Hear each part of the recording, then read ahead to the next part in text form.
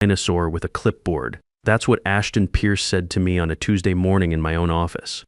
Well, it was my office for 17 years. It was his office for about 8 weeks, but he was the one standing and I was the one being told to pack up. So I guess that made it his. My name is Eddie Hawkins. I'm 47 years old, and until that Tuesday morning, I'd spent the last 17 years making sure $14 billion in cargo moved through Gulf Shore Terminal Authority without the board ever understanding how. The humidity was thick that morning, typical Houston summer. You could see the heat waves rising off the concrete dock through my office window. Container cranes stretching into the haze like steel giants. The sound of the port was my soundtrack. Crane alarms, diesel engines, the deep horn blasts echoing across the ship channel. That was my world. Ashton walked in at 7:52 a.m. He didn't knock, had some HR woman behind him, holding a tablet, looking like she'd rather be anywhere else. Ashton didn't sit down, just stood there in his slim-fit suit and designer sneakers that had never touched dock pavement. Eddie, he said, checking his Apple Watch twice before he even started talking. We're implementing a digital transformation initiative. Your position has been optimized out. He said it like he was reading a PowerPoint slide, then came the line I'll never forget. We're paying a director's salary for a man who essentially plays Tetris with boats.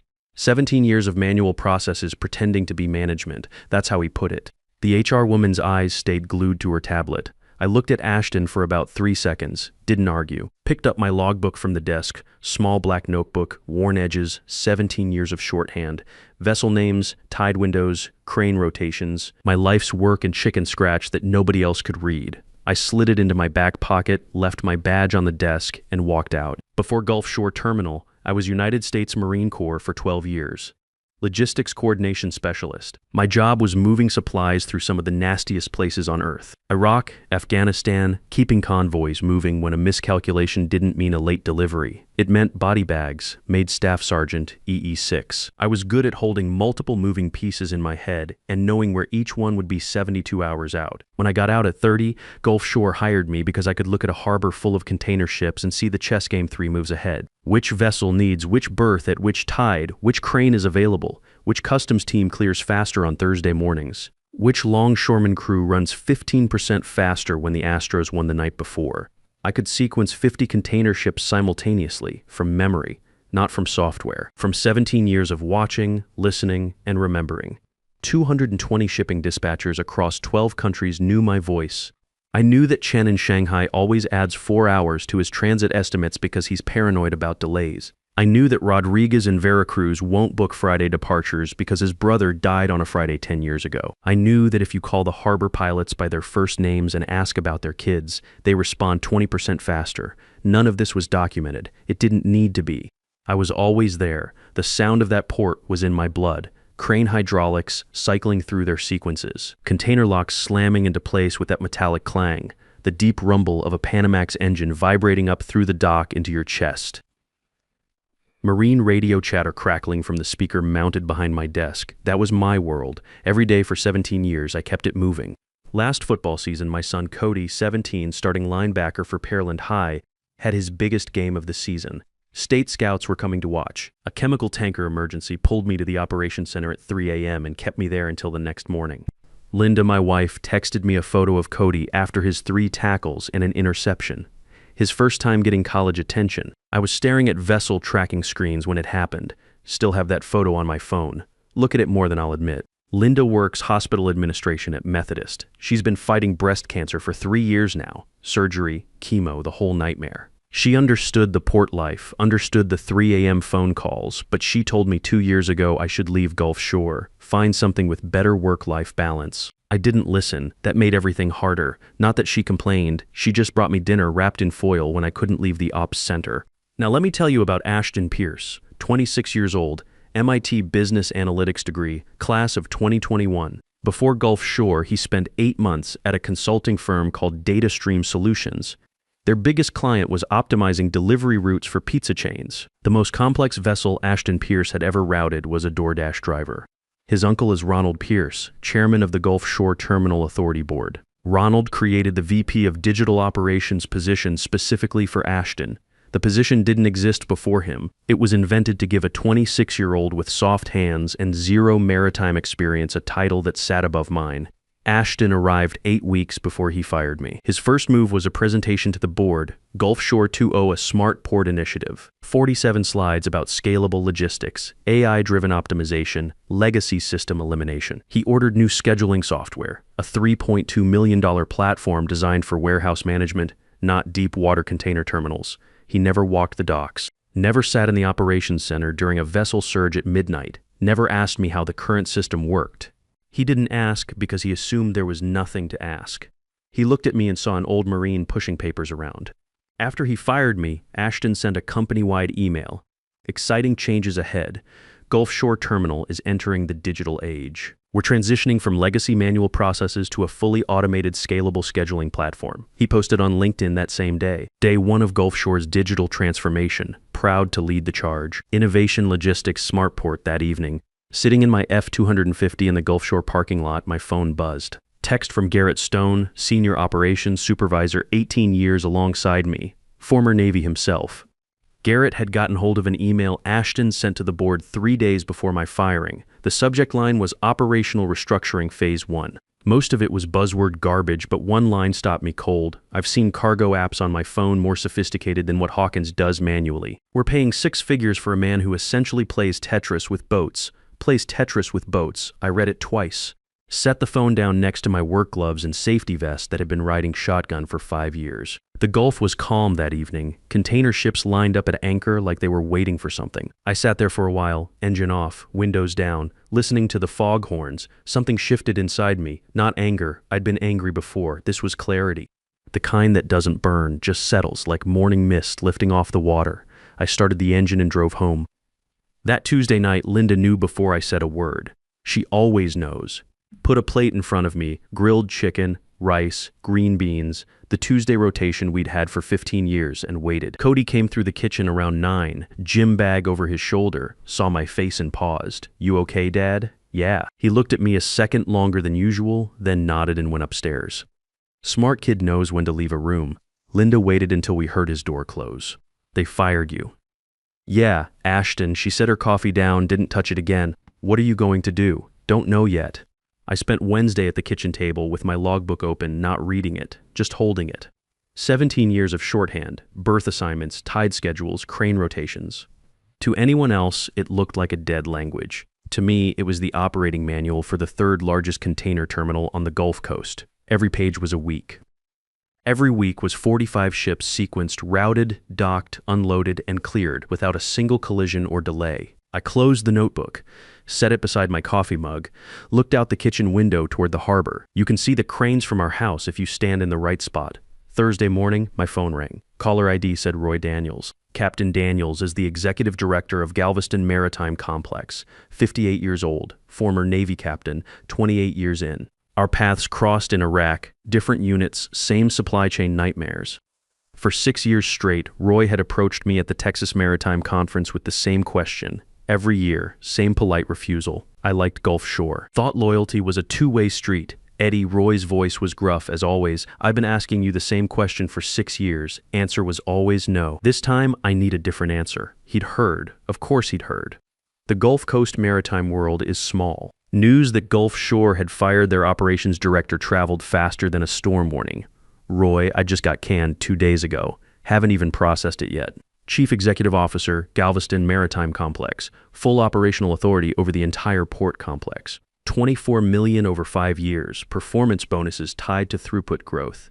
You run the operations, I handle the politics. That's the offer. $24 million. I was quiet long enough that Roy said, "You still there?" "I'm here. Give me 24 hours." That evening, I told Linda at dinner. Same kitchen table where we'd eaten 6,000 meals, same view of the ship channel through the window above the sink.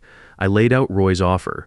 CEO position, $24 million over 5 years, full authority 30 miles from our front door. She looked at me the way she looks at medical bills, already knowing the answer but checking the math anyway. "You're asking if you should take it." I'm asking why it took them so long to call. I called Roy the next morning. "I'll take it." Started at Galveston Maritime within 2 weeks. They gave me an office with floor-to-ceiling windows overlooking the entire harbor complex. Corner office on the 8th floor. From those windows, I could see everything. The ship channel, the container yards, the crane operations, vessels moving in and out like pieces on a board I'd been studying my whole career. My first week, I opened my logbook and started calling, not corporate offices, not logistics VPs, not the suits who sign contracts in boardrooms, the dispatchers, the 220 people I'd spoken to almost daily for 17 years. The ones who decide at 2 a.m. which port gets which ship when schedules go sideways. Chen in Shanghai, Rodriguez in Veracruz, Nielsen in Rotterdam, Marcus in Liverpool who never trusts weather reports, Johansson in Amsterdam who books extra time for everything because he's survived 3 hurricanes. These weren't just business contacts. They were relationships built on trust. One conversation at a time. I didn't pitch Galveston, didn't sell. Just told them where I was now. Chen, it's Eddie Hawkins. I'm at Galveston Maritime now. Same number, same me. When you're ready to talk, I'm here. Chen called back in 30 minutes. Didn't ask about rates or berth availability. Just said, about time you moved somewhere that appreciated you. Rodriguez called the next day. Nielsen called that evening. One by one, they called back. Within 45 days, $8 billion in annual cargo commitments had been verbally redirected to Galveston Maritime Complex. Not because we offered better rates. Not because we had superior infrastructure. Because when these dispatchers called my number, I picked up. I remembered their vessels, their crews, their particular requirements. I knew Rodriguez's ships drew 48 feet and needed berths dredged to 52. I knew Chen's cargo manifests had to be filed by 2 p.m. Central Standard Time, not when the vessel cleared the breakwater. I was the system. The system moved with me. While I was rebuilding the network at Galveston, Gulf Shore was hemorrhaging. Garrett Stone kept me updated through short texts, no commentary needed. Just facts. Day 1, the automated platform assigned 2 ultra-large container vessels to the same berth at the same tide window. Garrett caught it manually before the harbor pilots launched. Fixed it himself, texted me 2 words already started. Day 2. Software didn't account for Crane 7 being down for hydraulic repairs, assigned it to handle 3 different vessels. Nobody told the software which equipment was operational. Nobody knew to tell the software. A 3-hour delay cascaded into 6 hours. 2 vessels missed their tide windows. Day 4. The Longshoremen's Union filed a grievance. The shift assignments generated by Ashton's software ignored 15 years of informal agreements I'd negotiated with the crew foremen. Those agreements weren't written in any manual. They were handshakes. Trust built over 17 years of showing up at 4 a.m. and earning respect from men who move steel containers for a living. The software just assigned bodies to time slots. The union saw it as a violation of workplace norms they'd honored since I started there. By day 8, 26 ships at anchor in the outer harbor. Ships that I would have sequenced through in a rolling rhythm now sat burning fuel and racking up anchorage fees. International dispatchers started calling Gulf Shore's operations center and got an automated phone tree designed for customer service, not maritime emergencies. They called my cell instead. I told each dispatcher the same thing, gently but firmly. I'm at Galveston Maritime now. Can't help with Gulf Shore anymore. But if you want to discuss bringing your next vessel here, I'm available. Week 2, 38 ships at anchor. The marine radio channels turned chaotic. Harbor pilots requesting priority berthing, vessel masters demanding immediate assignments, Coast Guard issuing traffic advisories for the Houston Ship Channel approach. Local news stations started running aerial footage, helicopters showing the backlog stretching toward the horizon like a maritime traffic jam. Ashton held an emergency meeting with his operations staff and blamed software integration challenges. He used the word scalable 4 times during a 10-minute presentation. His LinkedIn post was still live, day 1 of Gulf Shore's digital transformation. Proud to lead the charge, by week 3, the comment section under that post had turned ugly. Longshoremen, dispatchers, people who'd worked the docks for decades. One comment from a retired harbor pilot read, "You fired the only man who knew how to run that terminal and replaced him with a pizza delivery app. Good luck with your transformation." Ashton never deleted the post. I think he didn't know how to admit he should. Week 4, 47 ships at anchor. The Department of Transportation opened a preliminary inquiry into supply chain disruptions at Gulf Shore. Major retailers whose inventory moved through the terminal began filing formal complaints. Best Buy, Home Depot, Toyota companies whose quarterly profits depended on cargo flowing smoothly through Houston. Donna Walsh, Gulf Shore's CFO, walked into Ashton's office with a printout. I heard about it later from Garrett. "We've lost $622 billion in committed cargo in 4 weeks. She told Ashton, "The dispatchers aren't calling us anymore. They're calling Hawkins at Galveston." Ashton leaned back in the chair that used to be mine. "Then we'll find new dispatchers." Donna stared at him. She didn't respond. Didn't need to. She turned around, walked down the hall, and went straight to Ronald Pierce's office. Week 658 ships anchored in the Gulf shipping lanes. The Coast Guard issued a formal navigation warning. Commercial fishing boats couldn't access their normal routes. The Houston Pilots Association filed a safety complaint with the Maritime Administration. International shipping schedules were backing up from Houston to Singapore. $200 million in daily losses across the petrochemical corridor. Refineries couldn't get crude oil deliveries. Chemical plants couldn't ship finished products. The ripple effect hit the entire Gulf Coast economy. Week 8, 63 ships. The story made CNN Business. Houston port crisis threatens supply chain. They interviewed the Longshoremen's Union president, who said on camera, they got rid of the one man who made this place work and replaced him with a computer program. This is what happens when you value technology over people. That same week, 3 major shipping lines terminated their Gulf Shore contracts. Not suspended, terminated. Maersk, CMA, CGM, COSCO, done. Legal letters filed, berthing agreements voided, decades of relationships burned. Ronald Pierce convened an emergency board session on a Wednesday morning. I wasn't there, but the maritime industry is small. Word gets around. Donna Walsh presented first. She'd prepared a 25-page analysis, but the board only needed the first slide. 78% throughput reduction, $12 billion in rerouted cargo commitments, accelerating decline trajectory. The numbers spoke for themselves. Gulf Shore had dropped from 3rd to 8th among Gulf Coast terminals in 8 weeks. Federal investigators were requesting operational records, scheduling logs, personnel decisions. They wanted to understand how a port that handled $14 billion in annual cargo had collapsed in 2 months. The board turned on Ronald like wolves. 7 commissioners who had rubber-stamped the creation of Ashton's position, who had nodded through his 47-slide presentation about smart port initiatives, who had approved the $3.2 million software purchase. Those 7 commissioners now saw Ronald as the man who had handed his 26-year-old nephew the controls of a $14 billion operation and told him to fly. Ronald didn't fight. He couldn't. He'd created the position. He'd hired Ashton. He'd approved my termination. Every decision that led to this disaster had his signature on it, and federal investigators would find every document. Ronald fired Ashton that Friday. No company announcement, no LinkedIn farewell, no pursuing other opportunities press release. Ashton cleared out his office, the office that had been mine for 17 years, and his for 8 weeks, on a Friday afternoon. Garrett watched from the loading dock. Said Ashton carried one small cardboard box to his white Audi sedan. Still had dealer plates. A car that had never been within 200 yards of working cargo equipment. Never felt the vibration of a crane unloading 20-foot containers. Never been parked next to the pickup trucks that actual port workers drove. Garrett said Ashton's tires spun in the gravel leaving the executive parking lot. Couldn't get traction, had to reverse and try again. 2 weeks later, Gulf Shore Terminal was placed under federal oversight.